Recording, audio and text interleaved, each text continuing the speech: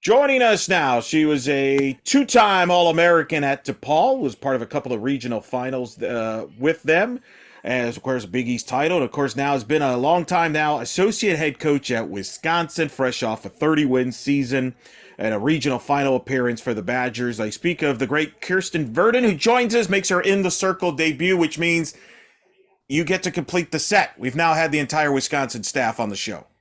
Happy to do it. Yeah, you took a little while. It was a little while with you. We had Zimkowitz on or when she was just getting into the staff, and then obviously we've had Coach Healy on. So we're excited to have you on. And I guess my first question, let's first start. How has the fall gone for your team this fall, as far as with implementing the new faces with a veteran group that's coming back from a successful last year? Yeah, they've been really fun to work with. This fall has been pretty cool because we have such a good mix of like talented young kids and like getting acclimated, and then you have your kind of seasoned vets, so to speak. And Natty for our staff, she's been our seasoned vet, and Kayla, obviously, she's been around for a very long time, and but yeah, it's been an exciting fall to see how talented our young ones are and kind of see them kind of find their footing a little bit, and also kind of see the gains that some of our key returners have made in the off season, which is fun.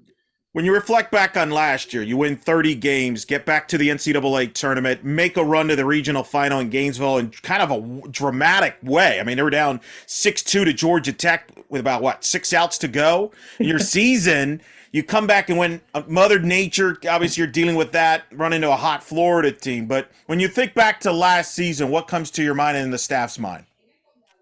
Um, I think it was we expected it to be hard, and that kind of helped the whole way. We, had some seasons where we had returners and we thought we should be good, and I thought as a team we weren't really always as prepared for the adversity that is always going to happen, even if you think you kind of have your wits about you. But coming off of that COVID year where we were kind of in a bubble with the other Big Ten teams, we kind of had a chip on our shoulder, like we want to come back and prove that we belong in the NCAA tournament, and put together a body of work that makes that doable. And I think we went out to Clearwater and could have easily got our butts kicked, and we came back saying we could hold our own. And I think going to tough tournaments like that preseason kind of sets the tone for our group to kind of say we can handle it. We can handle hard. Was that a turning point, that tournament at ESPN tournament there? Because there were still questions around. I remember you started in Leesburg. People were wondering, but people took notice. I remember you beat UCF to start the tournament. It really took off from there. And I think at that point, people are like, hey, watch out for Wisconsin. They're pretty good. Yeah, I think Clearwater, I mean, terrific tournament. We were excited to be invited, and we saw our schedule and we were like, we played some tough, played Clemson, played UCF, played USF. We played a ton of really good teams there, and I think every year is a little different with the team, but especially coming off a year where you only had Big Ten competition to kind of like sit next to and say like, well, how do we compare? I think we were kind of questioning like, are we good? What does it look like on the national stage? Can we, all of that, and I think, I mean, obviously it all depends on when you get hot and when that stuff happens. But at the same time, I thought we put some quality wins, and not even wins, just games together that kind of let our team and our staff know that we had the ability and the talent for sure to do it. So How did you all feel on selection night? Were you confident you were in? Were you nervous you were in? Because, obviously, I remember talking to all the coaches in the Big Ten. There was a chip on the shoulder because of the year before only getting 3 bids. Basically, the committee's kind of knocked you all because you didn't we weren't allowed to play a non-conference schedule. And I know right. there was a lot of chip in the shoulder, disrespect card from talking to a lot of the coaches in the league. How did you feel going into that night? Did you feel you were comfortably in? Did you were nervous? What was it like? Uh, you know, we we had a key, piece of our kind of puzzle in our a pitching staff that had some challenges and some injuries and things that had happened that kind of put us in a tough situation the last half of our Big Ten season. And I think Maddie muscled through it, but we really started like putting a lot more on her shoulders. And it, and we just had, by the luck of the draw, we had a tough back end of our Big Ten season. But we beat Minnesota in the Big Ten tournament, which I think was a big help. It made us feel a lot better about where we were. But if you would have talked to me on the bus ride home from Michigan State, I would have told you I thought we were squarely on the bubble. Well, you should have just checked out my projections. I had you in Gainesville the whole time, so you were good. You're good. Yeah. But then you played in Gainesville, and Mother Nature played havoc with the schedule. What was that experience like, being in Florida? You've been there a million times in the state of Florida, but now you're dealing with Florida in the summertime, basically in May, which means weather, Mother Nature. I dealt with this in the Orlando regional as well. You all had to deal with it going, and what was that like? I don't think it's different weather, obviously, but in the Big Ten we deal with weather a lot. So for our girls, it was about like making it normal. This happens, rain delays happen.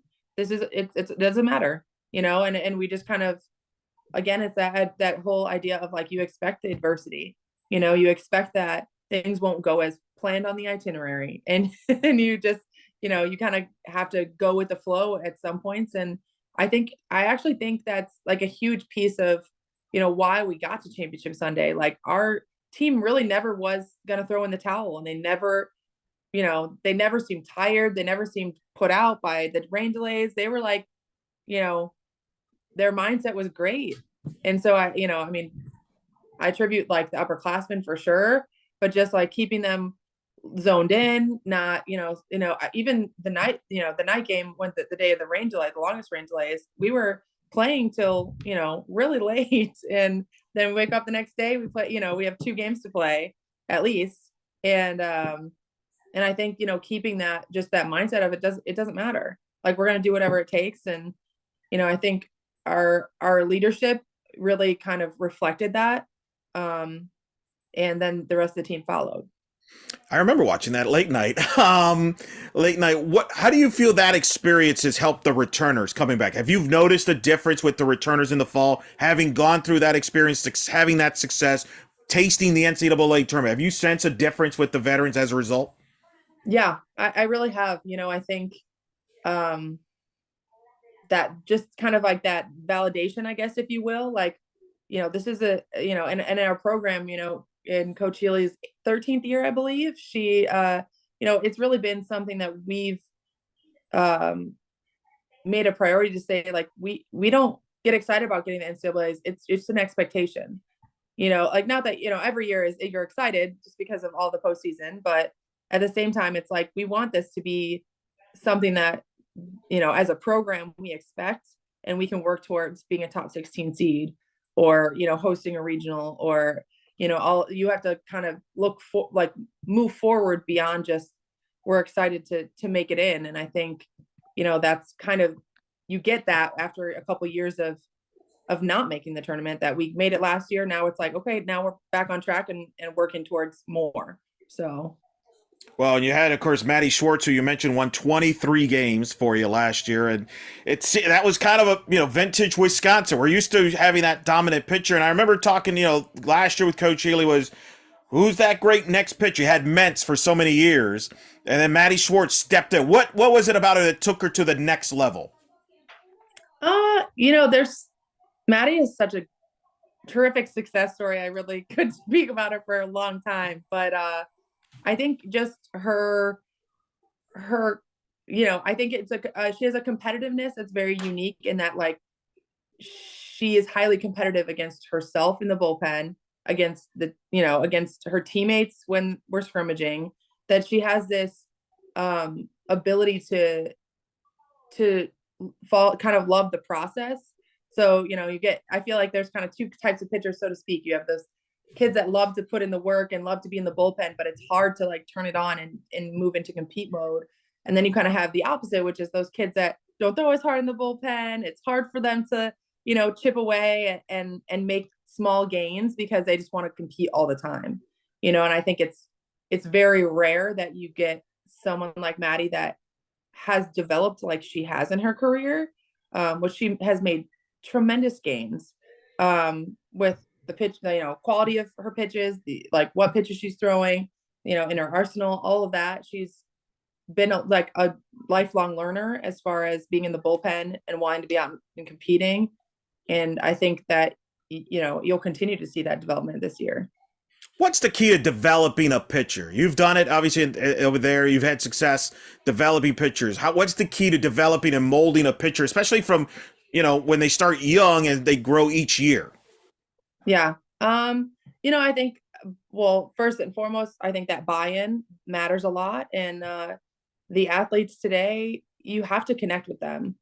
I think now more than almost ever, they want that connection. They want that you care about them, yes, but at the same time, you can relate to them. You understand, you have that ability to kind of have those, for me, I think our pitchers being invested in their own development is really the key to kind of, starting that snowball. I joke all the time with our current pitchers when we sit down in the fall and make individual development plans, that I say, I can have a picture for what I want for you, but my career's over, and your career is in front of you. And so, I can say that you need to get that, you need to, have a better changeup or be a better defender or whatever, whatever we think we can chip away at. But if you're not on board, then it won't work. So I think when it comes to developing pitchers, I think I guided Maddie, but Maddie's like fired to get better, fired to, the first 2 years that she watched Kate pitch and didn't get a lot of innings, she came in every year and said, I love the team. I love playing, but I don't love my role and I want to get better, and I think she didn't look elsewhere, and she was in a healthy environment that she just could really flourish as far as, keep getting better every year. I think it's done that. And now she's your leader on your staff there. Speak of the rest of the staff and behind her, and then what you expect of your pitching staff this season. Yeah. Well, Gabby Salo, who you saw a little bit, but mostly in regionals last year. She is coming. This will be her first full year back healthy since she had Tommy John surgery. But we saw her throw this fall, and she was, there's another kid that, while she was injured, she wasn't just sitting on a bucket and hanging out. She was like, how can I get better? How can I move better? How can I be more athletic? How can I, the buy-in and work ethic, I can't say enough about. And I would expect her to throw, to definitely put some innings in for us. This year, harder thrower, so she kind of complements Maddie in that way. They're different enough, I should say, that they could kind of play off of each other. Tessa Monanimo is a senior as well. She's kind of, just a spinner with a good off speed that's gonna, really, again, as far as like finding a place on the staff and figuring out like her matchups, and she does a great job, getting pop-ups, getting weak contact. She pounds the zone, which is really cool. And then we have a transfer that came in from MATC, Casey Fountain, and she's more of a spinner, thumber, like rise, change, curve, but really crafty, super competitive. She's been great for even just our culture from a competitive, wanting to learn, being invested and bought in. She's a worker. And then we have 2 freshmen who are both very exciting as well. Both very different. We have Peyton Monticelli, who's a flamethrower. She's throwing hard. She'll hit 70 a couple times, and she's going to be hard thrower, mostly up in the zone, but she does some things at a very high level, and we're excited to see what she can do. And she's gotten a lot of swings and misses in our practices. So it's hard to find that reaction time. Uh, and then Shelby is our last. Shelby Jacobson is our freshman, and she's I think that she's gonna throw. I would predict a lot for us as well. Great change of speed, super elite movement kid. And I think she's, taking the weight room. Like she's a little string bean and she's getting a lot stronger and it's definitely showing in her workouts. So I'm excited watching her speed go up is exciting. When you have so many different personalities, like you do on a pitching staff, who maybe throw different stuff, who are one maybe is a veteran, one's a freshman, you mix it. How do you make sure they all blend in? Because everybody wants the ball, everybody wants to pitch, but not there's only one ball in a particular deal. So I'm curious, as a coach, how do you, in one hand, develop them all when they're all so different? I think again the buy-in matters a lot. I try to be very intentional about like pointing out people's strengths. I think it's from a very from as soon as they get to campus, they understand that I'm a clear and concise and straightforward person. So you're always going to know what you've done great, and you're always going to know what you need work on. And I think having that environment that it's not a threat to be critiqued, or I think it kind of instills in all of them that they have value. And I think that's a super important piece to any of it, whether they're not going to get a ton of time this year, but we'll put in work to get better, whether they're a role player or a matchup kid, or whether they're gonna split innings or get a third of the innings, or however whatever their role is, understanding that they have value, and then everyone else that is sitting in our circle has value. I think that kind of helps them lift each other up, instead of say like, well, I can do this and you can't, or it's not like it's not a dig on anyone else. It's like, well, you just do this really well. I'm working on this. I change speeds better than you, but you can get in people's kitchen and you can jam people. And so just helping them see that everyone kind of has that value. No, that makes a ton of sense. Now, offensively, last year, I remember I had Coach Healy on, and I don't know, and then the next day or two after I just finished recording with her, news comes out that Kayla Comwood is coming back. And I'm like, wait a minute, did Coach hold that off on me there? I'm still waiting for that text from Coach. But anyway, I kid, I'm just kidding.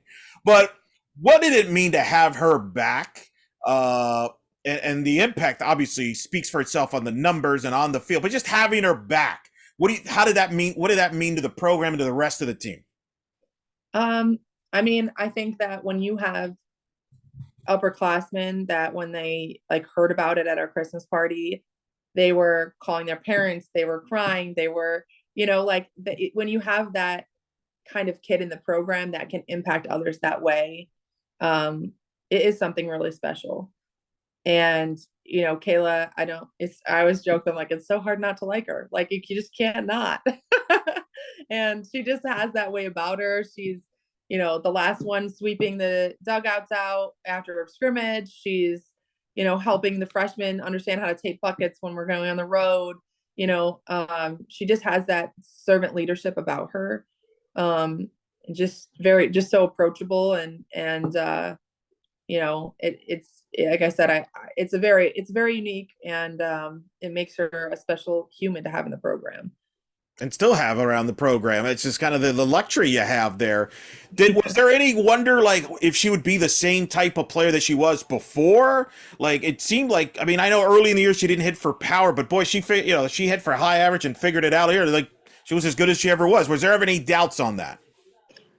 I don't really think, I don't think it was something we were super concerned about, because we knew the impact she would have regardless on the team. Obviously her numbers were great. I'm not, it's funny that when you have a former Big Ten player of the year, that you're not really talking about her softball skills, but that's how I feel so highly of her as a person and as a human. But I don't really know if there's question. I know, for her coming back this year, her final year of eligibility, I think she was a little bit like chomping at the bit because I don't know if she had the base that she wanted to have, being that she wasn't able to come back until spring semester.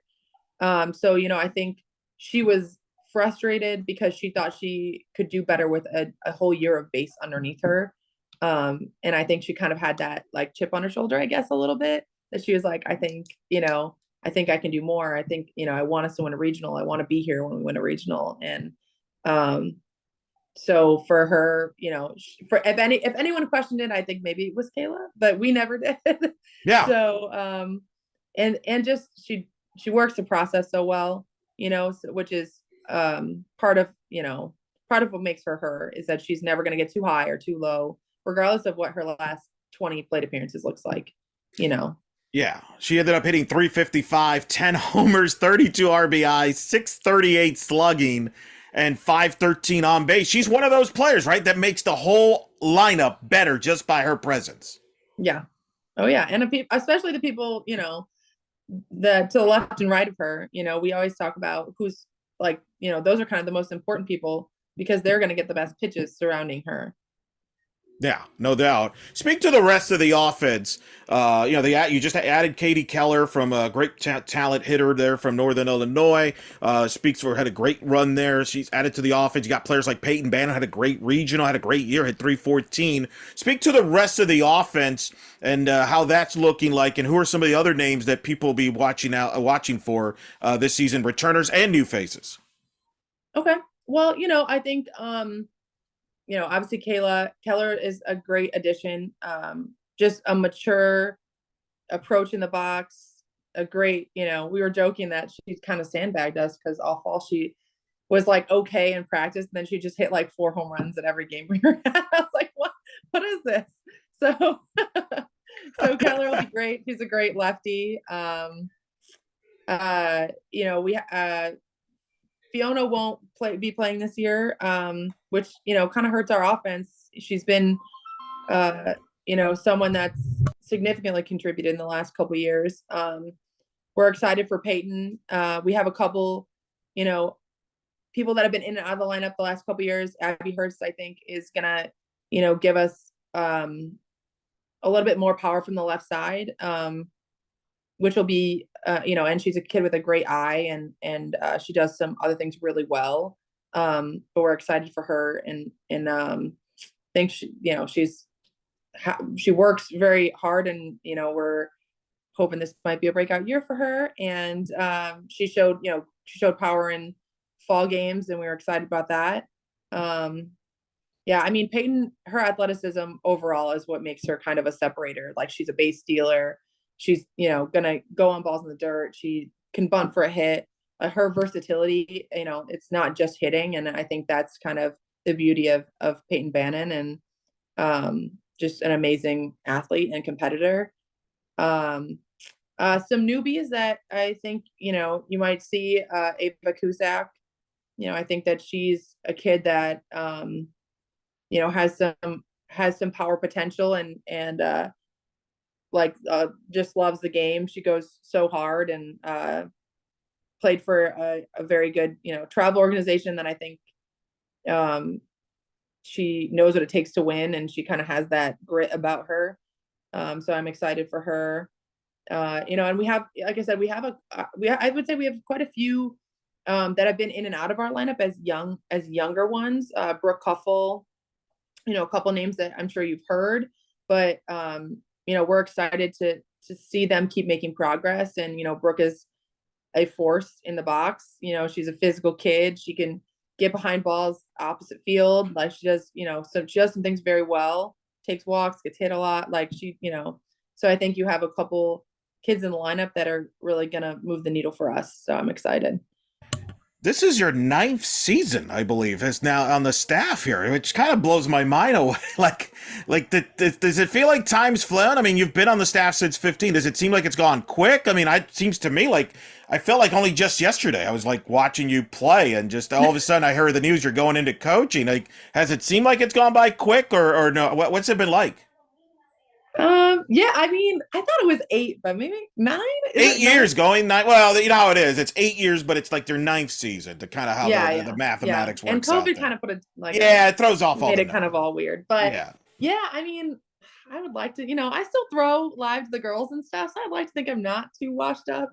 But but it has really flown. It's kind of crazy to think, I've been a Madison, a Madison resident for quite some time, almost a decade. So, Yeah, homie, you but get it's been super enjoyable. I mean, I love Yvette. I love Z.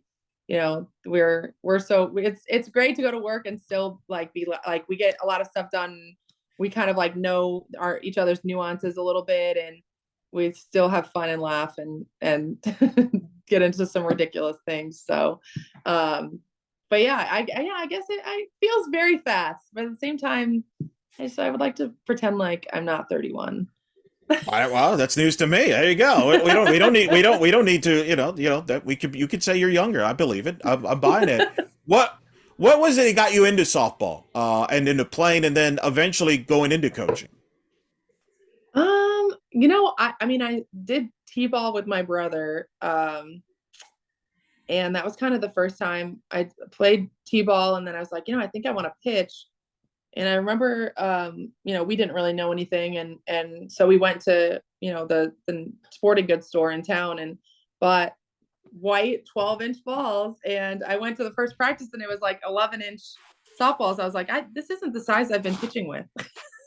I was very confused. So, but yeah, I mean, I think it was something that I was excited. I threw hard when I was young, and I had no idea where it was going, and I just thought I really loved it. I played a lot of sports. So, I played basketball, played volleyball until high school, and kind of dabbled in all of that. But I loved basketball as a different kind of like physicality, Sure. but softball was always my first love. And I was fortunate. My family had kind of fostered that love and allowed for me to travel all over the country and play and all of that. So, I mean, but I honestly didn't know I wanted to coach until I went to GA at Louisville. So as a grad assistant, I found out that I really didn't want to get a master's in research communications, but I really did want to. I loved, the interpersonal relationships, and especially as a pitching coach, I do feel like it's a little bit unique that you get that small group, work a lot. But I think for a pitching coach, especially, I am involved with the team heavily, because just being a position player, being able to talk to hitters too, Sure. has been a big advantage to me. Like, it's pretty cool to be able to talk with the pitchers, talk with the hitters about approach, being able to kind of go back and forth. You were a two-time. You ended up going to DePaul, where you really rewrote a lot of the record books. We're a two-time All-American. How'd you end up at DePaul? Um, I loved Huge. I thought that I think he shot it straight, and I really liked that. And um, I also, I would not have pegged myself as a city girl, but I did want to go into broadcast, like media studies. Oh, So Chicago was a great media outlet, a great place to figure out if that's what I wanted to do. And at the time, I wanted to either go into like journalism, broadcast journalism, or media studies and broadcasting. So I think it was just a great fit. And then, I mean, it was on my to-do list to go to the World Series and and be an All-American, which before the mid-major and Power Five era, DePaul was right up sure. there with World Series appearances. So I thought, kind of gave me the best of both worlds and what my goals were. Yeah, I think you did pretty well for yourself. Two-time All-American there. Got to the NCAA's, a couple regional finals, Big East championship, and a great tradition there. I mean, I think you and Tracy Addick-Zins, who's a friend of the show, you're two of the best all time there. You were a two-way player though. Right? You were a pitcher and then Yeah. first base. And I remember this because it was 2013. You had played UCF in Clearwater. Mhm. And I was a broadcaster for UCF. Still do that on the side when I'm not doing the podcast. And of course, they're at Eddie Seymour Stadium. It's outdoors and all that. So I'm watching. And I remember like you're pitching, but you're also like hitting at the top of the order. And we intentionally walked you. And I was really confused. Like, why are we intentionally walking the pitcher? Little did I know, it turns out that because you're pretty good at the bat as well. And you crushed UCF pitching that year twice, actually. That year because you played them in Vegas. So that's when I took notice there. Yeah, Shelby Turner does not want me to bring that up because that was the debut that year. But what was it? How did you become a two-way player? Uh, well, I know this is a little bit weird because most people know me as a pitcher. But hitting was my first and still is my first love. Ooh. So I think I got into pitching and like I said, I was chalking and I kind of had no idea what I was doing. I don't know if I became a pitcher until I got to college. Nancy Evans like really helped me become a pitcher. I really just, from a development standpoint, I had a rise ball and a screwball and like kind of a changeup, and that was really it.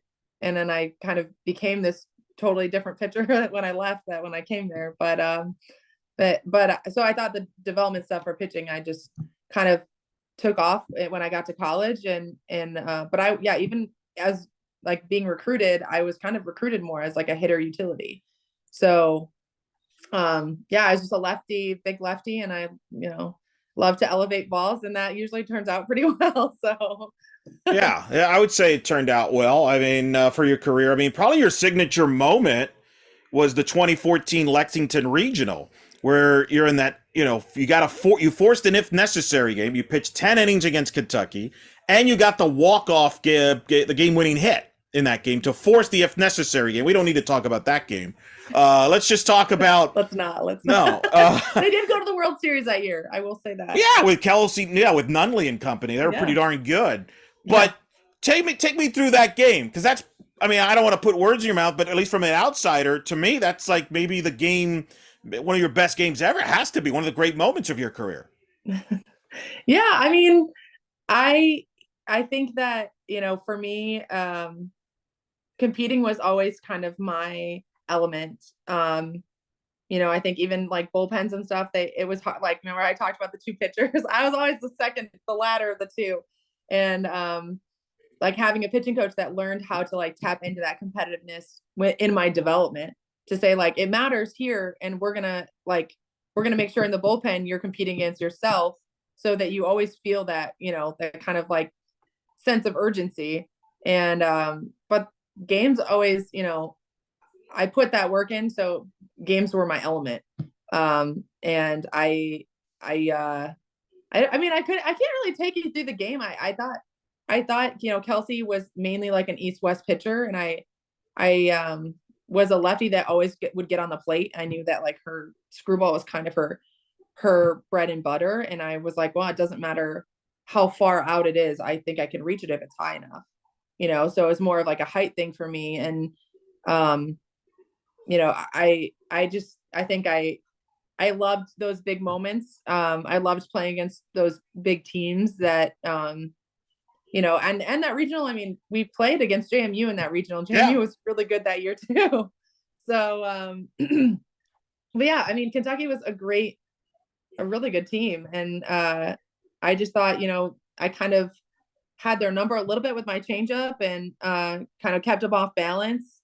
Silver Samuel did get hit an inside the park home run off me, but but that happened. But I also, I just think that I was excited. My teammates were, this was kind of our last hurrah. And I had a bunch of really close friends and teammates that I loved. And, when you're playing in those big games, it's not, you never think about and I think that that's, probably what makes those moments not too big is that, I was never like, well, it's on me. I always was just like, this is what the team needs, or this is how we're going to get it done.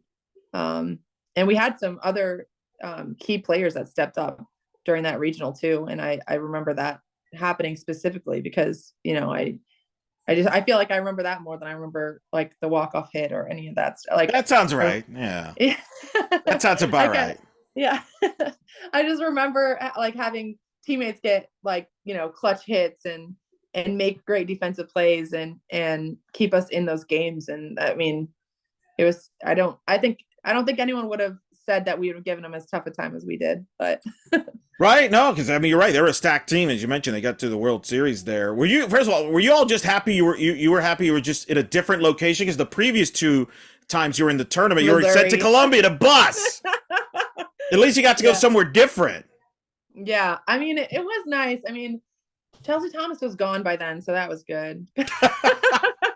Yeah, that's a good Because point. she was always my kryptonite. She was for a lot of people. Yeah. But I don't think you're alone. Yeah, but we were excited to go to Kentucky, like to go to a new place, to go to the SEC, which especially, I think there's a lot of parity in the sport now, which is amazing. But, back then it was kind of like the SEC ruled, Sure.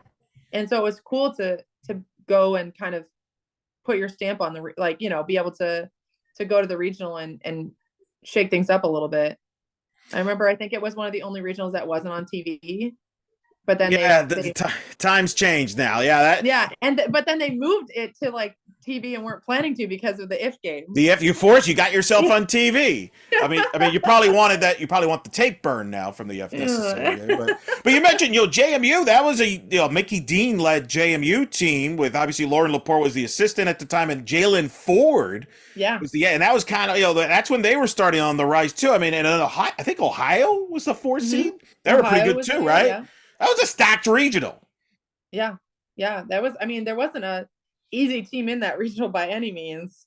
No. And us and JMU, we duked it out against each other. That's actually, we were in the losers bracket because JMU, I had a tough opening game. I walked in a run against JMU and I had a tough time. I think we lost like 5-3 or 5-4 or something like that. And then we had to fight our way through the regional because we had to play Ohio, and then we had to go back and beat JMU. And then you've beat them, Kentucky to force the if necessary game with the doubleheader. Yeah. Yeah. It's a heck of a run. Yeah. Yeah. But I mean, again, it's, when you're talking about our team and the Range Lays, like, I think when you have a common goal and you love your teammates and you're in it to compete, you're, the time of the game, all that stuff, it doesn't, like, it doesn't matter. You're not looking at the mountain you have to climb. You're just looking at the next 2 feet, So how would you now, Coach Verdun, if you were in the same room with Kirsten, the player, if you two are in the same room, how would that go? Would you guys would you coexist? I mean, how would you approach Kirsten Verdun, the player, if you were her coach? I think we would coexist. I think I have gotten much wiser and in my coaching days, especially from high school. I was such a brat in high school. I would not have liked to coach me. So shout out to my high school coach for putting up with me. But I think, I mean, in college now, I probably would have said, I think as a player, I was, what made me great is that I loved being around my teammates off the field. So when I was a little bit hard to deal with on the field, they had that, like, we had that like love and relationship that kind of allowed us to not have to walk on eggshells. Like, we always said what needed to be said, because it was about what was better for the team. But I would, if I could give myself advice, I would have said, like, you could be a better teammate. That's a good line. Wow. Yeah. I mean, I was great. Like off the field, I loved my teammates. I loved my freshman as a senior and all that. But also thought, like, on the field, I thought everyone else was where I was as far as like just being able to, like, all right, let's get stuff done. Let's get it done. And we're trying to win games. We're trying to, and I think I don't know if I felt like I had the patience or the time for the people that, were kind of lagging behind. And as a coach now, I'm like, you need everybody. Right. It's funny how your approach changes, right? And what you get wiser. Right. Yeah. I figured that. Now, after you're done with DePaul, you mentioned you're good with grad there at Louisville, but you also played professionally in the MPF with the Chicago Bandits. I think, was it 2 seasons you play? Well, 2 seasons. Yeah. 14 and 15, right? So you were there with Monica Abbott and company, and you won that the MPF championship with Abbott and company when you beat Kat Osterman in her first retirement uh, championship. What was it like to be part of that team? Because that was a legendary team there with Monica Abbott and obviously Tammy Williams and all Right. that group. What was it like? It was amazing. I mean, it was so cool to learn from those people in the bullpen. It was so cool to have them as teammates. I mean, Tammy was my coach at DePaul. Oh, that's And right. Okay. and then got to play with her, which was really cool because obviously she had seen me throw a lot. So she knew exactly where to play to turn double plays, which was great. So, and Amber Patton, it was cool because Amber was kind of a legend at DePaul Yeah. before I got there. And so being able to play with her was really cool. And, I mean, there's countless names of Michelle Gascoigne was my roommate, and, we were on the same pitching staff. Lacey Waldrop, That's right. yeah, I mean, you have just a ton of incredibly brilliant minds, so besides just Monica, just being able to kind of cross paths with those people and pick their brains and, both Edwards sisters were on that team. Oh, that's right.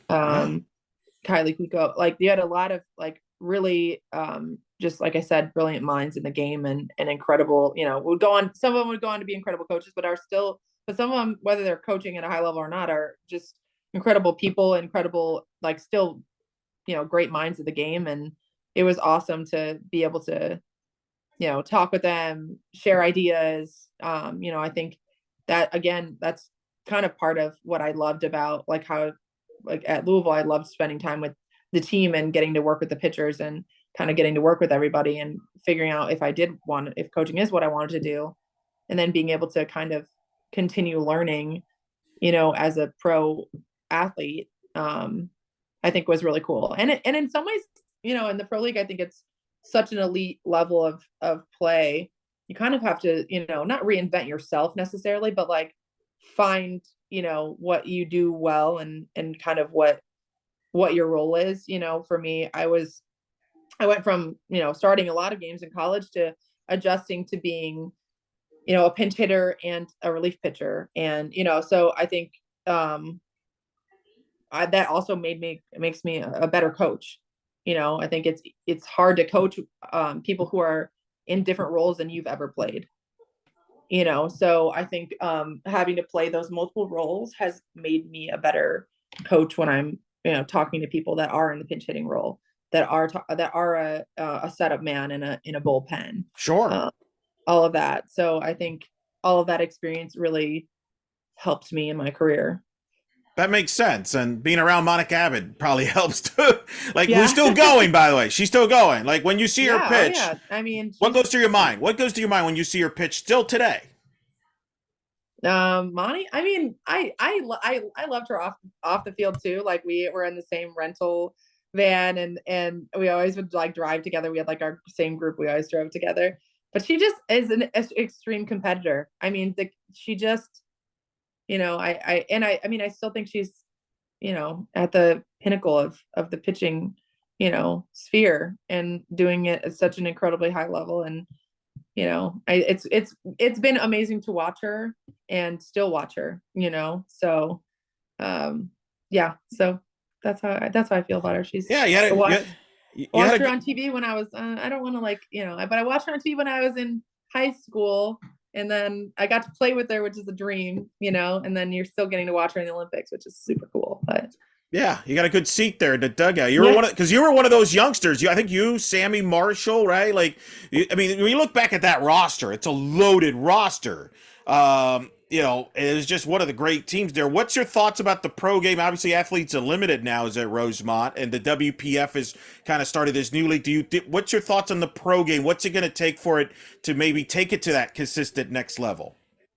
I mean, I really enjoyed the AU Sports stuff. I thought they've done a great job getting it televised. People watch it. There's a good following. I think that people are starting to catch on, that there's gains to be made in softball, whether that's television and popularity or money or whatever, I think with all of that, the sport is growing. And I think that's such an awesome thing to be a part of, even in a small level, like at the college level, but like just across the board, you go to Mary Nutter and we play UCLA and the entire stadium is packed and you have a line of 400 kids that are waiting for autographs after the game. And you're like, this is what it's about, like it's something that I never got to do, but I'm like, this is so awesome for our for the future of our female athletes, Yeah. and so I mean, I'm not gonna propose any business plans for AU sports or Okay. but I think I do love what they have done, what they continue to do, and I and like I said, in this era of like you need people to feel like they know them, and they do such a good job like from social media and interviewing them and keeping them mic'd up during games of like you get that like personal, you feel like the players, and for fans that's what they want. It's not too late. You're still young. You can make the comeback, get a year in. There are days when I say that and then the next day I'm so sore. I I I understand. think, I don't know if I could go back. I understand. So, like during this time, you mentioned you was in Louisville. Once you decided to get in coaching, how did Wisconsin enter the picture? And I would assume once you ended up in Wisconsin, did that obviously played a role in you cutting your playing career, kind of coming in because you wanted to focus full time on coaching. How did Wisconsin enter the picture? Well, it was really Yvette Healy that she recruited me when I was 14, 15, when she went to Loyola. So she was at Loyola and she recruited me, and she likes to tell people I told her no. But I said to go to your alma mater. I mean, how can you fault me? You chose DePaul too. Right. But as she remembers it, she said that I was like, I would love to be your GA someday or work for you someday. She was like, all right, you're going to have a great career. Like, hang up the phone because I called to tell her no. And Tracy left my senior year in college. And I called Yvette and said, I would love to apply for the job.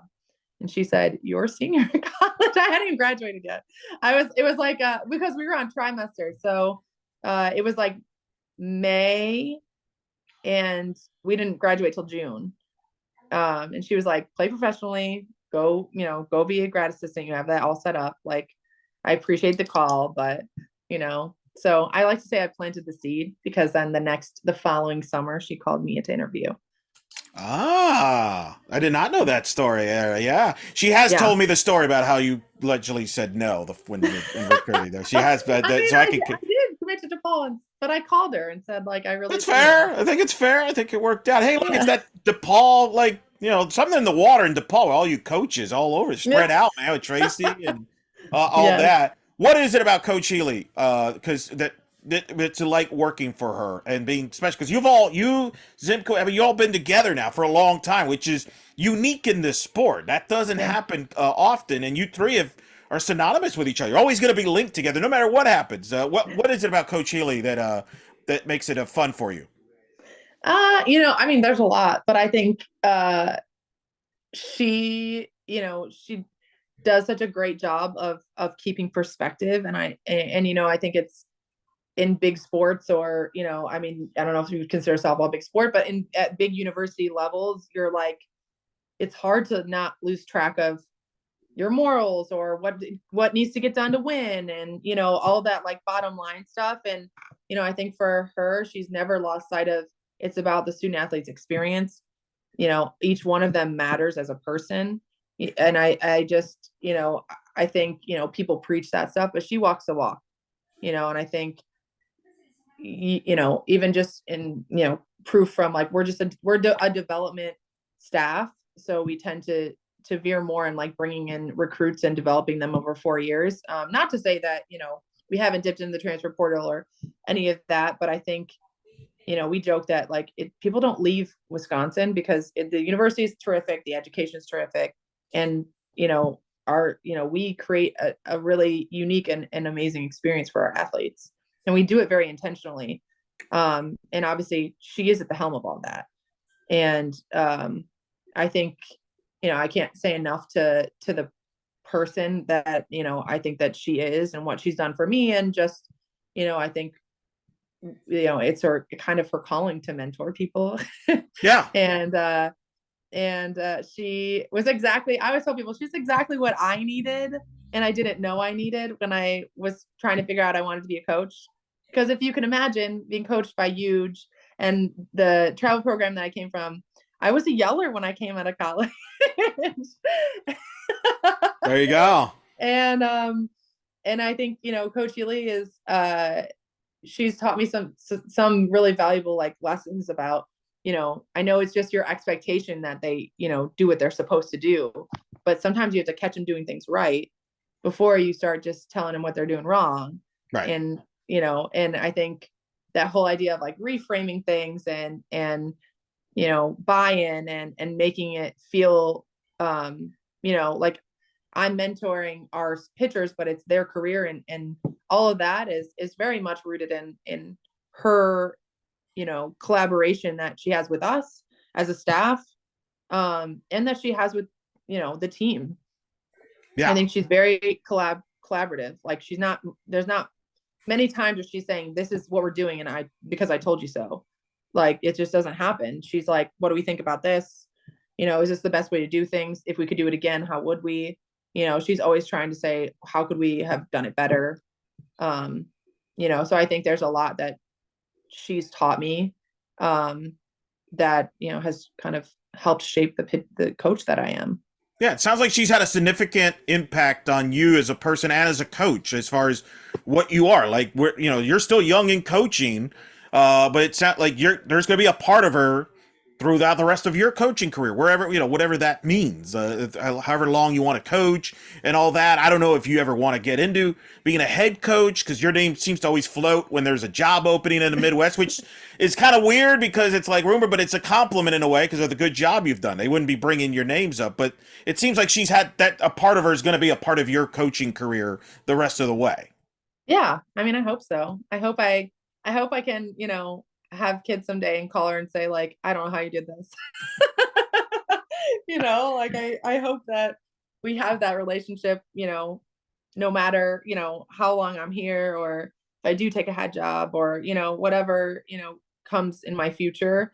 I hope that I could just always pick up the phone and say, so remember this one time I thought you were crazy? I'm now doing the same thing. And she'll be laughing and saying, "I told you so." Right, there you go. Yeah. Right, that's kind of how that goes. A couple last things. First, how strange is it going to be this year when the Big Ten play and Hutch is not in the dugout when Michigan's playing? What's that going to be like for all you as a staff there, with Bonnie taking over, being promoted? Yeah. I am super excited for her retirement and for Bonnie. But it will be really weird. I'm gonna miss her comments. Yeah. And I'm sure she'll still be around, but yeah, I mean, I think it will be really weird. She's been such a staple in our sport for generations, and I know it was one of my dreams to play for her, and I just think that it's like such an incredible chapter closing. But a new one opening. And so I'm excited for Bonnie. I think she is amazing, and I love her. And I'm excited for what the future of Michigan looks like. And, they've been a perennial powerhouse in our conference. So yeah, big time powerhouse there. So part of a powerhouse Big Ten conference, coming off a great year, 7 bids to the tournament. Northwestern got to the World Series. Now, have you all as coaches talk about that momentum, the banner year, and building on that for this upcoming year and beyond? As far as like all Big Ten coaches? Yeah, when you all get together as Yeah. staffs and coaches and assistants, right? Building that momentum. Because as mentioned, last year you had a chip on the shoulder, felt disrespected. The year before, you got 7 bids, you had a banner year. Now it's like building on that even more. Right. And I think we all understand too how connected we are in everyone's preseason, and scheduling. And I think that in the last couple of years, they've really emphasized like, how can we schedule better so that we're putting ourselves and everyone in our conference in a better spot to have a bid, and I think that has been a priority of, our like kind of head of conference, leaders. And obviously it's been working. I mean, getting 7 in is a huge deal for the conference. So yeah, like I think just continuing to, that if everyone gets better, then the conference gets better. So, you look to like make gains, even just within where your standings were, how can you, move up. And, yeah, I think that connectivity is very present in the Big Ten. That's pretty good. Last question. For your team to have the success and accomplish your goals internally, what's the key factor? What is we will be successful in accomplishing our goals if blank happens, or if we do this? I think if we are, I would say if we're gritty and relentless enough as a group, and we don't care who does it or who gets the job done, I think we'll have some pretty cool moments this year.